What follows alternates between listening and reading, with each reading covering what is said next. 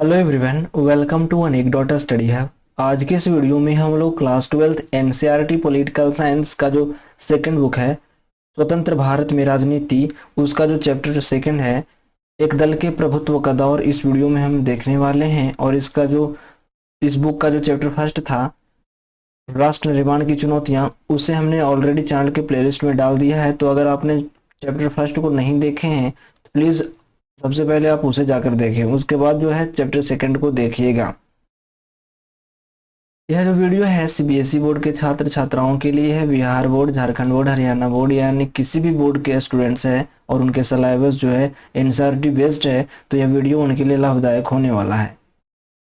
अगर आपकी कोई भी क्वेरी हो, कोई भी सजेशन हो, कोई प्रश्न पूछने हो, तो आप हमें पर्सनली इंस्टाग्राम पे फॉलो कर सकते हैं और वहां पूछ सकते हैं, या फिर वीडियो के कमेंट बॉक्स में भी आप हमसे जुड़ सकते हैं।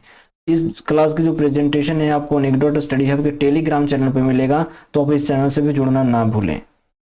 यह जो वीडियो है पार्ट 1 होने वाले है इस चैप्टर का। तो सबसे पहले पार्ट 1 में हम देखेंगे नवनिर्मित राष्ट्र में अलोकतांत्रिक शासन किस प्रकार हावी हुआ। उसके बाद देखेंगे लोकतंत्र स्थापित करने की कौन कौन सी चुनौतियां थीं। उसके बाद देखेंगे कि भारत में चुनाव को लेकर चुनौतियां क्या रहे।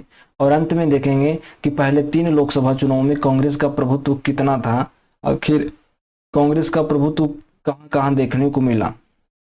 तो यह जो वीडियो होगा पार्ट 1 होने वाला है, जिनमें ये सारे टॉपिक्स को हम कवर करेंगे। तो चलिए वीडियो को शुरू करते हैं। सबसे पहले हम देखेंगे नवनिर्मित राष्ट्र में अलोकतांत्रिक शासन। नवनिर्मित राष्ट्र उसे कहा गया था जो 1940 के दशक में आजाद हुए थे, नए नए देश बने थे, और उसमें अलोकतांत्रिक शासन किस प्रकार रहा। लिखता है उपनिवेशवाद उसे कहा गया था जब अंग्रेजों ने कई देशों को गुलाम बनाकर रखा था। तो उस दौर में उपनिवेशवाद के चंगुल से आजाद हुए कई देशों में अलोकतांत्रिक शासन व्यवस्था अपनाई गई। यानी उस दौरान जितने भी देश आजाद हुए, अधिकतर देशों में अलोकतांत्रिक व्यवस्था अपनाया गया। इस अलोकतांत्रिक शासन व्यवस्था के कई रूप थे, यानी अलोकतांत्रिक शासन व्यवस्था थे, इसके अलग अलग रूप देखे गए। कहीं पर थोड़ा बहुत लोकतंत्र रहा, यानी नाम मात्र का लोकतंत्र रहा कहीं कहीं पे, लेकिन प्रभावी नियंत्रण किसी एक नेता के हाथ में था। तो कहीं पर एक दल का शासन कायम हुआ और कहीं कहीं पर सीधे सेना ने सत्ता की बागडोर संभाली थी। यानी 3 तरह के अलोकतांत्रिक शासन हमें देखने को मिले। एक तो वह जहां थोड़ा बहुत लोकतंत्र था, यानी नाम मात्र का लोकतंत्र था। एक वैसी जहां सीधे सेना का शासन था, यानी वहां तख्ता पलट के जो चांसेस थे वो ज्यादा थे। और एक वह जहां नेता का या फिर किसी एक दल का शासन था। तो 3 तरह के हमें शासन व्यवस्था देखने को मिला जो अलोकतांत्रिक शासन व्यवस्था से जुड़ा हुआ था।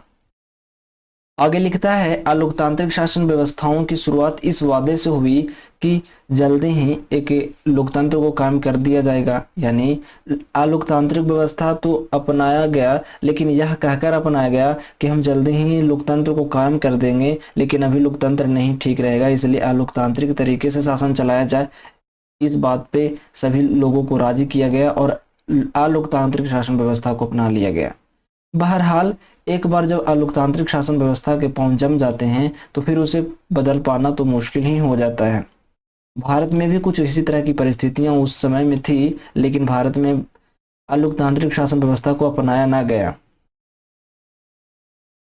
अगला जो टॉपिक है लोकतंत्र स्थापित करने की चुनौती है। यानी भारत में लोकतंत्र को अपनाने के पीछे कितनी समस्याओं का सामना करना पड़ा, किन किन चुनौतियों को झेलना पड़ा। लिखता है अपने देश के सामने, यानी भारत के सामने शुरुआत से ही राष्ट्र निर्माण की चुनौती थी। यानी एक ऐसे भारत का निर्माण करना था जिसमें लोकतांत्रिक शासन हो। ऐसी चुनौतियों के चपेट में आकर कई अन्य देशों के नेताओं ने, यानी भारत के नेताओं ने नहीं बल्कि दूसरे देश के नेताओं ने क्या कहा, तो अन्य देशों के नेताओं ने फैसला किया कि उनके देश यानी भारत में अभी लोकतंत्र को अपनाया नहीं जा सकता, यानी भारत में लोकतंत्र अपनाया नहीं जा सकता, ऐसा दूसरे देश के नेता कह रहे हैं। इन नेताओं ने कहा कि राष्ट्रीय एकता हमारी पहली प्राथमिकता है। यानी जब अभी अभी तो हम नए आजाद हुए हैं, इसलिए लोकतंत्र नहीं ठीक रहेगा, सबसे पहले आप राष्ट्रीय एकता पर ध्यान दीजिए, ऐसा दूसरे देशों के नेताओं का कहना था। लोकतंत्र को अपनाने से मतभेद और संघर्ष को बढ़ावा मिलेगा। उन्होंने ऐसी बात भी कही कि लोकतंत्र जैसे ही अपनाया जाएगा भारत में, तो लोकतंत्र को अपनाने से मतभेद बढ़ेगी, संघर्ष बढ़ेंगी, हिंसा का सामना करना पड़ेगा। तो अभी लोकतंत्र को अपनाना ठीक नहीं है, बल्कि राष्ट्रीय एकता पर ज्यादा ध्यान दिया जाए, ऐसा अन्य देशों के नेताओं ने कहा। लेकिन हमारे नेता राजनीति को समस्या के रूप में नहीं देखते थे, बल्कि हमारे जो नेता थे राजनीति को समस्या के समाधान का उपाय मानते थे, राजनीति को समस्या का समाधान का उपाय मानते थे। किसी भी समाज में, कोई भी समाज हो, कई समूह होते हैं, कई ग्रुप होते हैं, उन ग्रुपों की आकांक्षाएं होती हैं, उनकी अलग अलग इच्छाएं होती हैं, और अक्सर अलग अलग और एक दूसरे के विपरीत होती हैं। जो आकांक्षाएं होती हैं, जो उनकी इच्छाएं होती हैं, अक्सर अलग अलग होती हैं, एक दूसरे के विपरीत होती हैं, जो एक दूसरे से मेल नहीं खाती। ऐसे में हम विभिन्न समूह के हितों के आपसी टकराव को से कैसे निपट सकते हैं, यह बड़ा मसला था, एक बड़ा प्रश्न था कि एक समाज में कई तरह के लोग होते हैं, उनकी आकांक्षाएं अलग अलग होती हैं, एक दूसरे के विपरीत हो सकती हैं, उनकी विचारधारा अलग अलग हो सकती है। तो ऐसे में हम विभिन्न समूह के बीच आपसी टकराव से कैसे निपट सकते हैं, उसके बीच आखिर बैलेंस हम कैसे बना के रख सकते हैं। तो इसी सवाल का जवाब है लोकतांत्रिक राजनीति, यानी लोकतांत्रिक शासन व्यवस्था। लोकतांत्रिक शासन व्यवस्था के जरिए हम आपसी टकराव को कम कर सकते हैं, उनसे निपट सकते हैं। भारत का जो संविधान था 26 नवंबर 1949 को अंगीकृत किया गया, यानी लिखा गया, और 24 जनवरी 1950 को इस पर सभी सदस्यों ने हस्ताक्षर किए, जितने भी संविधान सभा के सदस्य थे। और यह जो संविधान था 26 जनवरी 1950 से अमल में आ गया, यानी इसे लागू कर दिया गया। अब हम देखेंगे अगला टॉपिक, हमारे देश में यानी भारत में चुनाव को लेकर चुनौतियां क्या रहीं। तो भारत में चुनाव को लेकर चुनौतियों के बारे में चर्चा करेंगे। लिखता है, भारत के चुनाव आयोग का गठन 1950 के जनवरी में हुआ था, यानी जनवरी 1950 में चुनाव आयोग का गठन किया गया। सुकुमार सेन जो थे पहले चुनाव आयुक्त बने। उम्मीद की जा रही थी, ऐसी आशा लगाई जा रही थी कि जो भारत का पहला आम चुनाव होगा 1950 में ही करा लिया जाएगा, कंप्लीट करा लिया जाएगा। बहरहाल चुनाव आयोग ने भारत के आकार को देखते हुए एक स्वतंत्र और निष्पक्ष चुनाव कराना कोई आसान मामला नहीं समझा। यानी लोग तो यही आयास लगा रहे थे कि जो चुनाव है 1950 में ही कंप्लीट करा लिए जाएंगे, लेकिन चुनाव आयोग ने ऐसा नहीं किया, क्योंकि भारत का जो क्षेत्रफल था एक बहुत बड़ा था, एक महादेश के आकार का था। यहाँ के लोग भी उतने जागरूक नहीं थे, उतने पढ़े लिखे नहीं थे, और चुनाव आयोग के सामने दो तरह की चुनौतियां मुख्यतः थी। पहली चुनौती थी कि चुनाव कराने के लिए चुनाव क्षेत्रों का सीमांकन जरूरी था, यानी चुनाव क्षेत्रों का सीमांकन उस दौरान नहीं हुआ था कि कौन कौन से क्षेत्र किन विधानसभा क्षेत्रों में आएंगे, यानी चुनाव क्षेत्रों का सीमांकन नहीं किया गया था, उनकी बॉर्डरिंग नहीं की गई थी। तो एक समस्या तो यह थी। दूसरी समस्या थी कि वोटर लिस्ट तैयार करना, मतदाता सूची यानी मताधिकार प्राप्त व्यक्तियों की सूची बनाना, यानी कौन व्यक्ति वोट देने के योग्य हुआ है, कौन व्यक्ति वोट दे सकता है, इसका एक सूची बनाना। ध्यान रहे उस समय जो था 1989 से पहले चुनाव में वोट देने की जो योग्यता थी 21 वर्ष थी। अभी वर्तमान में 18 वर्ष वोट देने की उम्र है, लेकिन पहले ऐसा नहीं था। 1989 से पहले वही वोट दे सकते थे जिनकी उम्र जो है 21 वर्ष थी। तो ये दो मुख्य समस्याएं चुनाव आयोग के सामने थी। मतदाता सूचियों का जब पहला प्रारूप प्रकाशित हुआ, यानी जब वोटर लिस्ट तैयार किया गया, जब पहला उसका डेटा देखा गया, तो इसमें पता चला कि इसमें तो 40 लाख महिलाओं के नाम दर्ज ही नहीं किया गया, यानी 40 लाख महिलाओं के नाम नहीं लिखे गए थे। और जिन महिलाओं के नाम लिखे भी गए थे तो अल्लाह की बेटी और फलां की बीवी के रूप में दर्ज किया गया था, यानी उनका डायरेक्ट नाम ना लिखकर उनकी जो पहचान थी, उन महिलाओं की जो पहचान थी, या तो उनके पिता के नाम से हो रही थी या फिर उनके जो पति थे उनके नाम से हो रही थी, यानी डायरेक्ट इनमें महिलाओं की भागीदारी नहीं देखी गई, महिलाओं के नाम नहीं लिखे गए, बल्कि उनके पति या फिर उनके पिताजी का नाम लिखा गया था। तो चुनाव आयोग ने ऐसी प्रविष्टियों को, ऐसे आंकड़ों को मानने से इनकार कर दिया, उन्हें खारिज कर दिया। और चुनाव आयोग ने फैसला लिया, एक डिसीजन लिया कि ऐसी प्रविष्टियों को हटा दिया जाए, उन्हें डिलीट किया जाए। और यह अपने आप में हिमालय की चढ़ाई जैसे दुष्कर काम था, क्योंकि इतने बड़े क्षेत्रफल में दोबारा से यही काम करना, फिर घर घर जाकर उनके डेटा को एकत्र करना, महिलाओं के नाम लिखना, एक हिमालय की चढ़ाई जैसा दुष्कर काम तो था ही, बहुत डिफिकल्ट काम था। उस वक्त देश में, भारत में 17 करोड़ मतदाता थे। 17 करोड़ ऐसे लोग थे जो वोट देने के योग्य थे, और उन्हें इन 17 करोड़ मतदाताओं को 3200 विधायक और 489 सांसद चुनने थे। इन मतदाताओं की बात करें तो इन मतदाताओं में महज 15% लोग ही पढ़े हुए थे, चुनाव आयोग ने चुनाव कराने के लिए 3 लाख से ज्यादा अधिकारियों को ट्रेनिंग दिया, उन्हें प्रशिक्षित किया। और मतदाताओं की भारी भरकम संख्या के लिहाज से भारत में 17 करोड़ मतदाता थे, तो एक भारी भरकम संख्या हो ही जाती है। तो मतदाताओं की भारी भरकम संख्या के लिहाज से पहला आम चुनाव अनूठा नहीं था, यानी पहला आम चुनाव उतना खास नहीं था, बल्कि मतदाताओं की एक बड़ी तादाद थी जो गरीब थी और अनपढ़ थी। मात्र 15% लोग ही तो पढ़े लिखे थे 17 करोड़ में। तो एक भारी भरकम जो जनसंख्या थी गरीब थी और अनपढ़ लोगों की थी। ऐसे माहौल में चुनाव लोकतंत्र के लिए परीक्षा की कठिन घड़ी थी, खासकर भारत के लिए। इस वक्त तक लोकतंत्र जो था सिर्फ धनी देशों में ही कायम था, जैसे अमेरिका हो गया, फ्रांस, ब्रिटेन जैसे बड़े बड़े देशों में, धनी देशों में ही लोकतंत्र कायम था। तो दुनिया के अन्य देशों ने भारत का मजाक उड़ाया। उस समय यूरोप के कई देशों में महिलाओं को वोट देने का तो अधिकार ही नहीं था, उन्हें मताधिकार मिला ही नहीं था। और जैसे ऐसे में जब भारत की महिलाएं वोट दे रही थी तो उन्हें अचंभव लग रहा था, उन्हें आश्चर्य हो रहा था, वो शौक हो गए। ऐसे में हिंदुस्तान में सार्वभौम मताधिकार पर अमल हुआ।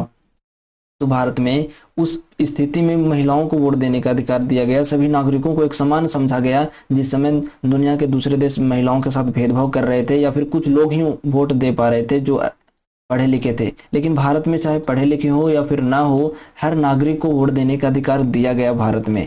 तो अपने आप में एक अनूठा साबित हुआ। चुनावों को 2 बार स्थगित करना, जब चुनाव हो रहे थे तो ऐसा नहीं था कि एक बार में ही चुनाव कराने की पूरा प्लानिंग हो गया था, कई बार प्लानिंग को तो रोकना पड़ा। यहाँ लिखा है कि चुनाव को तो 2 बार स्थगित करना पड़ा, 2 बार उन्हें टालना पड़ा। और आखिरकार 1951 के अक्टूबर से 1952 के फरवरी तक चुनाव हुए। ये पहला आम चुनाव था लोकसभा का।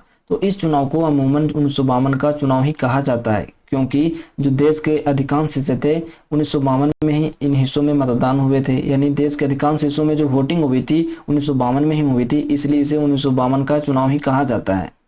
चुनाव अभियान, मतदान और मतगणना, यानी चुनाव अभियान मतलब चुनाव प्रचार प्रसार करना चुनाव के लिए, मतदान वोटिंग और मतगणना, इन तीनों ही प्रक्रियाओं में कुल 6 महीने लगे थे।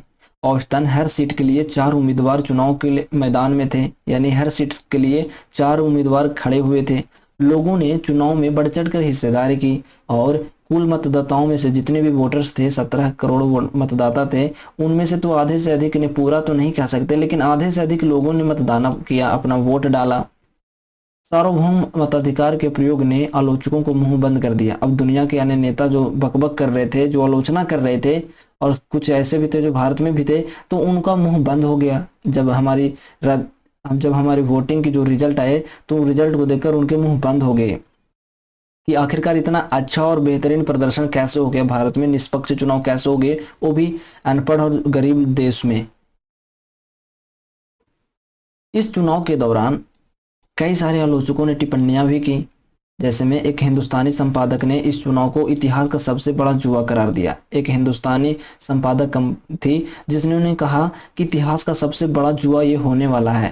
तो लोगों को मन में जो आया वो भगते गए, जो आया मन में वो कहते गए। एक ऑर्गेनाइजर नाम की पत्रिका थी, उसने लिखा क्या कि जवाहरलाल नेहरू अपने जीवित रहते यह देख लेंगे और पछताएंगे भी कि भारत में सार्वभौम जो मताधिकार है वो असफल हो गया, एंड सक्सेस हो गया। ये भी ऑर्गेनाइजर नाम की पत्रिका ने लिखा। इंडियन सिविल सर्विस के एक अंग्रेज नुमाइंदे का दावा था, एक अंग्रेज व्यक्ति थे इंडियन सिविल सर्विस के, तो उन्होंने भी यह दावा किया था कि आने वाला वक्त जो अब से ज्यादा जानकार होगा और विस्मय से भरा होगा, तो बड़े विस्मय से देखेगा, बड़े आश्चर्य तरीके से देखेगा कि अनपढ़ लोगों के मतदान की बेहूदी नौटंकी देखेगा। यानी इंडियन सिविल सर्विस के एक व्यक्ति थे, अंग्रेज नुमाइंदे थे, उन्होंने कहा कि जो आने वाला वक्त होगा जो अब से तो कहीं ज्यादा जानकार होगा, तो वे लोग देखेंगे कि कितने आश्चर्य से देखेंगे कि अनपढ़ लोगों के मतदान की बेहूदी नौटंकी दिखेगा कि किस प्रकार अनपढ़ लोग यहाँ मतदान कर रहे हैं और किस प्रकार के खेले खेल रहे हैं जो सक्सेस नहीं हो पा रहा है। लेकिन सभी आलोचकों के मुंह बंद कर दिए जब हमारा रिजल्ट आ गया लोकसभा चुनाव का। अब हम बात करेंगे पहले 3 लोकसभा चुनावों में कांग्रेस का प्रभुत्व। एक बात मैं बताना चाहता हूं कि जो हाँ यहाँ आप हेडिंग देख रहे हैं, वो हेडिंग जो है आपके same to same NCERT book से लिए गए हैं।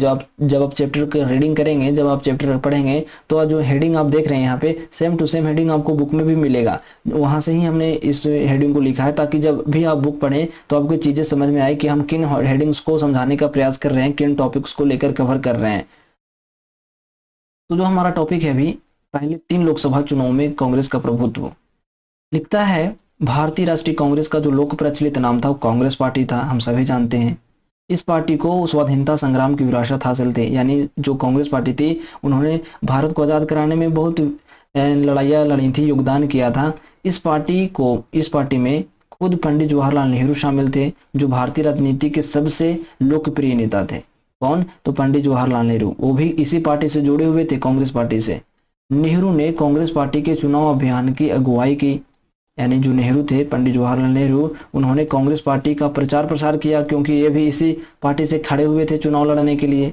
और पूरे देश का दौरा किया, भारत के हर एक राज्य में गए, और इस पार्टी ने लोकसभा के पहले आम चुनाव में, जिसमें 489 सीटों पर चुनाव हुआ था, उसमें 364 सीटें जीती और बहुमत की सरकार बनाई कांग्रेस पार्टी ने।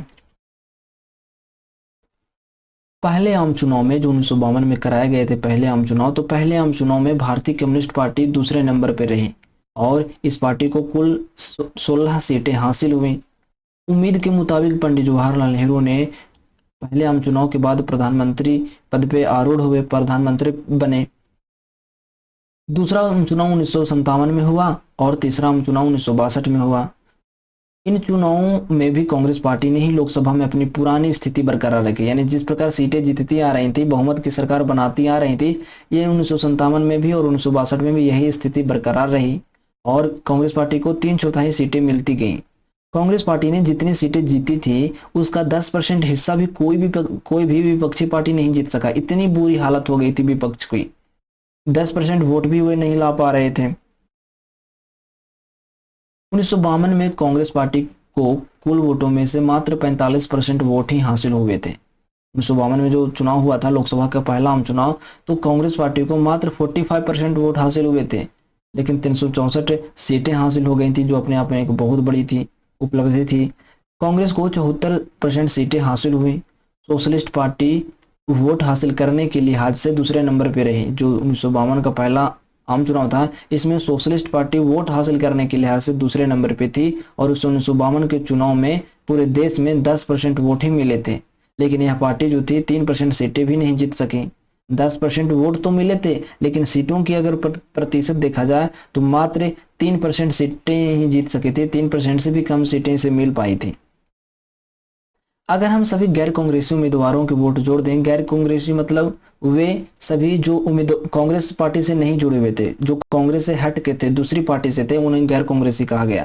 तो अगर हम सभी गैर कांग्रेसी उम्मीदवारों के वोट जोड़ दें, उनके वोट को ऐड कर दें, तो वह कांग्रेस पार्टी को हासिल कुल वोट से कहीं ज्यादा होंगे। लेकिन यहाँ गौर करने वाली बात है कि जो गैर कांग्रेसी वोट थे विभिन्न प्रतिस्पर्धी पार्टियों और उम्मीदवारों में बंट गए। इस तरह कांग्रेस बाकी पार्टियों से आगे निकल गई, और इस वजह से दूसरी जो विपक्षी पार्टियां थी जीत नहीं सकी। उसने ज्यादा सीटें जीतकर अपनी सरकार बनाई, कांग्रेस पार्टी ने ज्यादा सीटें जीतकर अपनी सरकार बनाई। लोकसभा के चुनाव के साथ साथ विधानसभा के भी चुनाव हुए। अभी हम तो लोकसभा की ही बात कर रहे थे कि लोकसभा के चुनाव हुए। 1952 का पहला चुनाव, 1957 में भी चुनाव हुए, 1962 में भी चुनाव हुए। तो ये 3 लोकसभा चुनाव की बात की, लेकिन इसके साथ साथ विधानसभा के भी चुनाव किए जा रहे थे, तो विधानसभा के भी चुनाव कराए गए। कांग्रेस पार्टी को विधानसभा में भी बहुत बड़ा जीत हासिल हुआ। कांग्रेस पार्टी को विधानसभा के चुनाव में भी बड़ी जीत हासिल हुई। 3 क्षेत्रों को छोड़ दिया जाए, त्रावणकोर, कोचीन जो अभी वर्तमान का केरल वाला हिस्सा आता है, उस इलाके को छोड़ दें, मद्रास और उड़ीसा, इन 3 क्षेत्रों को छोड़ दें, इन 3 सीटों को छोड़ दें, तो सभी राज्यों में जो थी कांग्रेस ने अधिकतर सीटों पर जीत दर्ज की थी। आखिरकार इन 3 राज्यों में भी कांग्रेस की ही सरकार बनी, लेकिन पूर्ण रूप से गठबंधन की सरकार थी। इस तरह राष्ट्रीय और प्रांतीय स्तर पर पूरे देश में, पूरे भारत में कांग्रेस पार्टी का शासन कायम हुआ। या फिर केंद्र सरकार की बात हो या फिर राज्य सरकारों की बात हो, दोनों स्तर पर उन्होंने कांग्रेस का प्रभुत्व जमा गया। विधानसभा के चुनाव में कहीं कहीं कांग्रेस को बहुमत नहीं मिला, कहीं कहीं ऐसा क्षेत्र थे जहां कांग्रेस को नापसंद किया गया। ऐसे ही एक महत्वपूर्ण उदाहरण केरल का है। केरल ही वो ऐसा इलाका था जहां कांग्रेस को विधानसभा के चुनाव में सीटें नहीं मिली। 1957 में केरल में विधानसभा के चुनाव हुए थे और भारतीय जो कम्युनिस्ट पार्टी थी इसमें जीत हासिल की और गठबंधन की सरकार बनाई। ऐसे एकाध मामलों को अपवाद अगर मान भी लें तो कहा जा सकता है कि केंद्र सरकार और प्रांतीय सरकारों पर कांग्रेस पार्टी का पूरा पूरा नियंत्रण था। यानी एकाध अपवादों को छोड़ दें, एक दो अपवादों को जैसे केरल का ही अपवाद मान लें, तो अधिकतर मामलों में देखें तो केंद्र सरकार और प्रांतीय सरकारों पर जो है कांग्रेस पार्टी का ही पूरा नियंत्रण था। देश के अधिकतर हिस्सों में कांग्रेस पार्टी ही शासन कर रही थी। तो यहाँ पे हमारा जो पार्ट 1 है कंप्लीट हो चुका है पूरी तरह से। अगर वीडियो अच्छी लगी तो प्लीज़ वीडियो को लाइक करें, कमेंट करें, शेयर करना ना भूलें। और अगर आप हमारे चैनल पर पहली बार आए हैं, हमारा अगर पहला वीडियो देख रहे हैं, तो आप हमारे चैनल को भी सब्सक्राइब कर सकते हैं। So that's all for today. Thanks for watching. Have a great day.